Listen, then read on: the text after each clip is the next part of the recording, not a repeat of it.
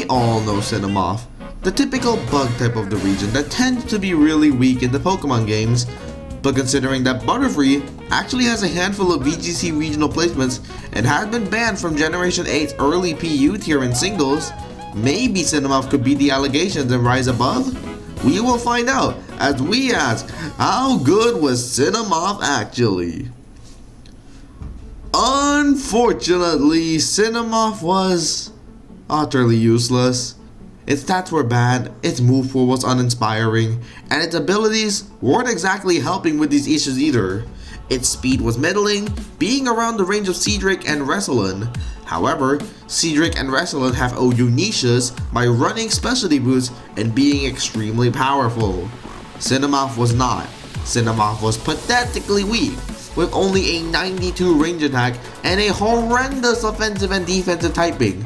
It couldn't damage meta threats Stratosaur, Tyrex, Venilin, Sedimars, or Gargolem, or anything of the sort.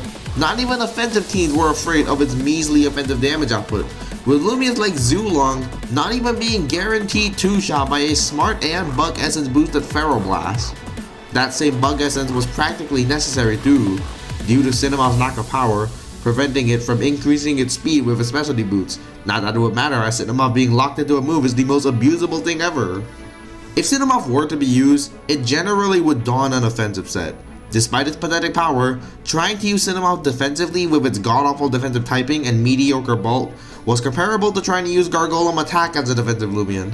Actually no, Gargolem would be better than Cinemoff, because its defensive typing was actually usable, as its speed stat and access to Barb's Gust and Slapdown fully outweighed Cinemoff's access to Spore moves. The set would include Magnify to increase Cinemoff's power when Cinemoff could find an opportunity to set up once every blue moon, and try to sweep with its boosted range attack once offensive threats were eliminated, as well as possible threats such as the occasional Pyrolin that might take a +2 Jetstream. Hello, this is Terrazo a day later. You might have noticed that I said Jetstream and Cinemoff does not learn Jetstream. I made a mistake. I thought it did. So every time I say Jetstream in this video, please ignore it. At this, it was already outclassed by the niche Whippledrift, who packed superior defensive typing and offensive typing, healing options to pair with its good bulk and the glide ability to get around its middling speed. That's still higher than Cinemoff, by the way. Cinemoff couldn't find use in OU, UU, or even NU. Despite how weak NU was, it still was too weak, slow, and frail, and hindered by its defensive typing to find true success. First like Sinogre and Mewtwo destroyed in NU, let alone Blowtox and Wendelin in UU, and Chironix and Soulburst Eruptodon in OU. The developers have tried to buff Cinemoff though. Its energy stat has been increased to 80, meaning it can hit the gold standard of 250 energy, making its energy stat equal to the main OU offensive bug type Deladrix. Of course, Cinemoff still wasn't any good, but this buff did make it more usable. If you manage to theoretically set up 2 Magnifies and nothing on the opponent's team outspeeds Cinemoff, it might be able to sweep an opponent's team thanks to the buffed energy stat. Of course, this would never happen to anyone even remotely good, but it's an idea, and a nice one. Cinemoff's arguable biggest buff, however, was the ability Flutter, being buffed to repel both powder-based moves and provide the user with an immunity to the defining entry hazards of the Lumion Legacy metagame.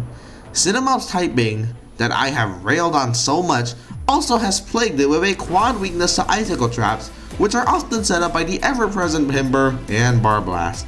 Cinemoff could set up while at full HP 100% of the time as soon as it switches in, giving it far more setup opportunities with Magnify. Magnify itself was a buff which birthed Cinemoff's niche to begin with, but Flutter is a far more interesting buff, and unlike Magnify, Flutter would make practically any other Lumion broken if given the ability. Of course, it is given to Cinemoff specifically to make it unique and buffed, but Flutter on other Lumions is a food for thought. Cinemoff did actually have the tiniest of niches all the way back in 2019 and 2020.